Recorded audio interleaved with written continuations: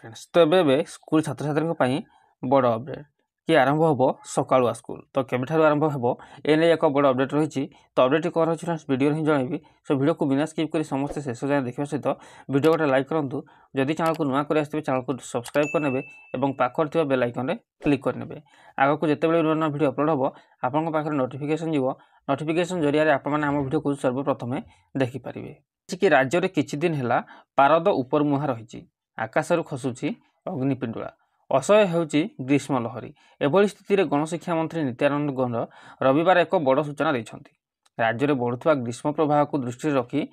खूब शीघ्र सकालुआ स्कूल हम बोली गणशिक्षा मंत्री गणमाध्यम को प्रकाश करिसन्ति। एने सरकार आलोचना करछन्ति तुरंत सरकार सकालुआ स्कूल नहीं निष्पत्ति नेबे बोली मंत्री कहिसन्ति। अन्य पक्षे आसंता 3 दिन पर राज्य में हिटवेव वार्निंग जारी करिछि पाणीपाग विभाग। सूचनायोग्य शनिवार पश्चिम ओडिशा रे प्रबल ताती अनुभूत होता 42.5 डिग्री सह बौद्ध देशर बौद्ध सबुठु उत्तप्त सहर होता सेहीपरि संबलपुर 42.2 झारसुगुड़ा 41.8 डिग्री रही। ग्रीष्म प्रवाह को दृष्टि रखी रविवार ठारू 3 जिला झारसुगुड़ा कलाहांडी और संबलपुर को रेड वार्निंग जारी कर